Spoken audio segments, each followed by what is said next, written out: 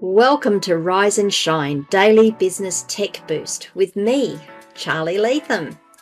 If you're a small business owner looking to simplify technology and get real, actionable advice from someone with 35 years of IT experience, you're in the right place. Every episode, I'll dive into tools and systems like email, CRM, marketing and tracking, and break them down into bite-sized tips you can use right away. Your time is valuable, so let's get straight to the point. It's time to work smarter, not harder. Rise and Shine. It's your daily dose of business tech inspiration with me, Charly Latham. Episode number 456, and I'm still on a security bent. Still on a protection bent. Today it's Wix. So I'm going through like the top website builders that people are using and wanting to give access to people for. So today I'm up to Wix. That's what we're going to do. So Wix.com, what do you do to be able to give other people access to your site so they can help you manage it? Just to recap on the last couple of episodes, why do you want to do that? Because you don't want to be giving people your own login details. You can keep your login details private. You don't need to share them with anyone. They don't get access to the keys to the castle, so to speak. And it can still be your account. And you can still have people come and help you. So I'm going to go and show you how to add people to your account on Wix.com. And talk about the things that you need to consider as you do that. So let's move on. Okay, so I've already logged into Wix today.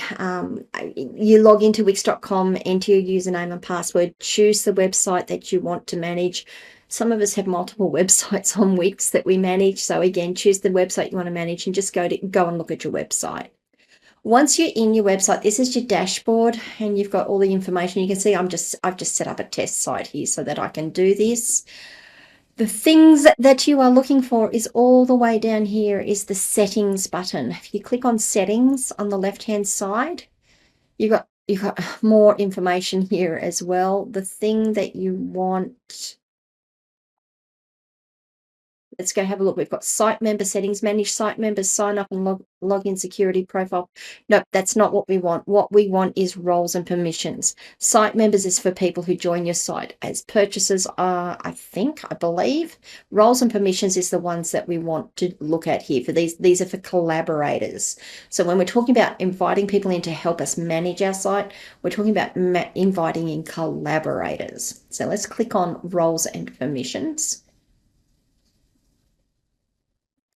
And under roles and permissions, you'll see that my current plan only allows for one extra collaborator seat. To add more, we've got to upgrade our plan. I'll go and look at that in just a moment.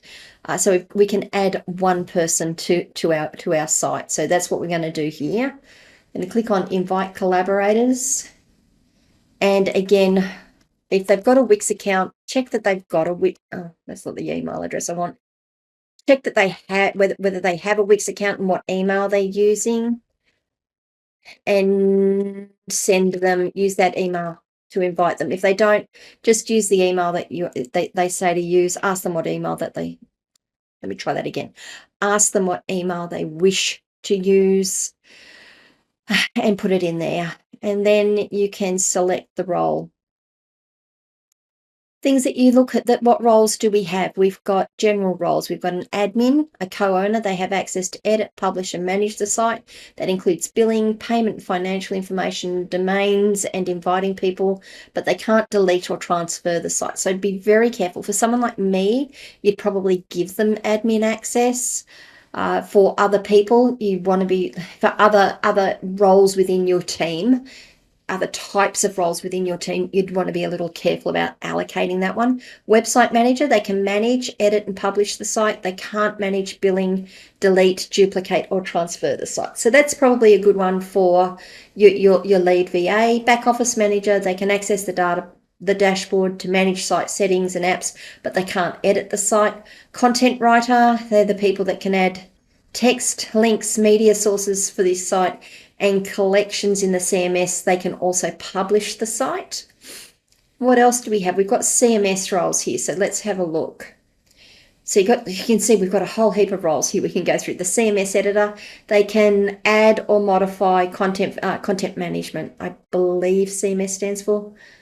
Can add and modify content for all collections, but cannot, oh no, it's probably customer management, but cannot edit other areas in your site. They can modify content and field structure for the collections, but they can't edit any other area of their site. So this is looking after the forms to collect information from your visitors. You've got billing roles. Are they a billing manager? They can make purchases, use domain vouchers, manage subscriptions, add payment methods, and connect a domain. The domain manager can connect and manage domains but can't make purchases.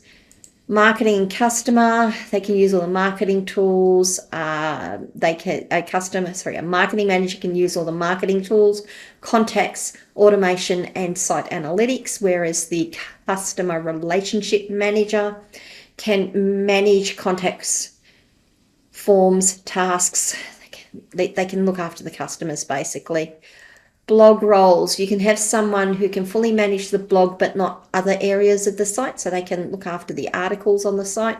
You can have someone who is an author, a blog writer. They can write and publish posts. They just can't create or manage categories. And the guest writer can write posts but can't publish them. Posts must be approved and published by a blog editor or site owner, editor or owner. Point of sale, you can have a store manager. They can handle all the point of sale stuff. Cashier can check out customers with the point of sale, but they can't access the dashboard or edit product catalog. And then payment roles. So this is your finance person. This is the person who looks after your customer payments. They can't purchase domains or subscriptions. If you unassign all collaborators, this role will no longer be available. You can assign the same permissions using the new, payments admin, they have full access to Wix payments, manage payment options and money in the account, and view payments, payouts, settlement reports, and tax documents. The tax documents are only applicable for the businesses located in the US, of course. Financial manager can manage money in the account and view payments, payouts, and settlement reports. You can also create your own custom roles. I'm not going to go into that. I'm going to let you guys play around with that and see what works. What we're going to do is the most common option, one of the most common options. So we're going to assign a website manager. And that gives them by default back office manager. I don't know if you noticed when I did that. Let's uncheck it. If I checked admin, they get all four of those. And I noticed that because here under general roles it said 4. Uncheck it, there's none. If I say website manager, it gives them website manager and back office manager, 2 roles. Okay, let's go.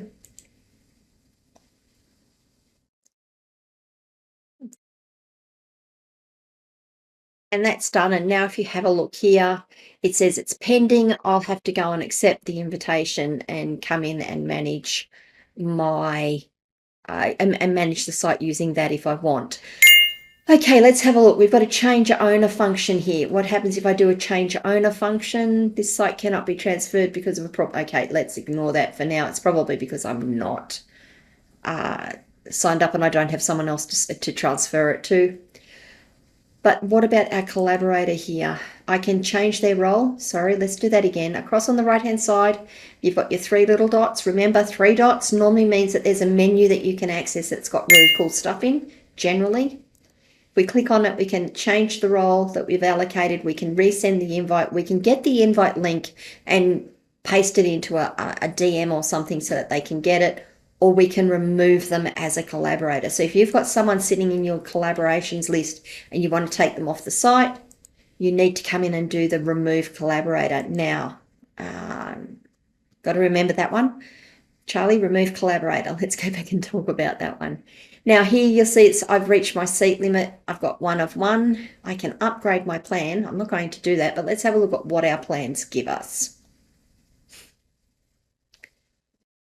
Okay, cool. So if you look on your different options here, it tells you how many collaborators you can have. So your free version gives you 1 collaborator, your light gives you 2, core gives you 5, business gives you 10, and business elite gives you 100.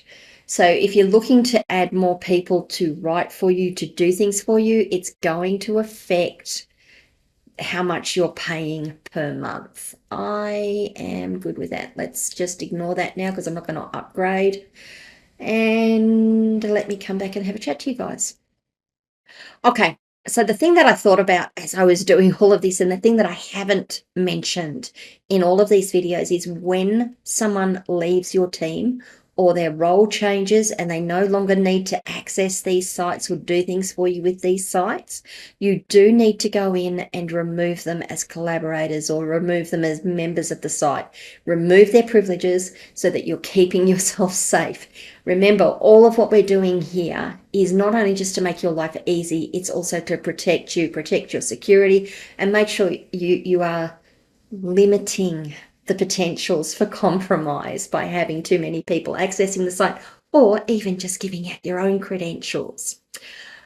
Do you have any questions? Do you have any comments? I'd love to hear from you. Please leave them wherever you're watching or listening to this video. You can always come across to my locals community, askcharlylatham.locals.com. I'd love to have you as a guest over there.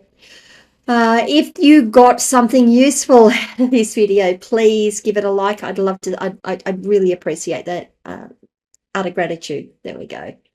And if you haven't already, please subscribe to the channel and ring the notification bell and find out when I drop more content. And I'll see you guys all tomorrow. Bye.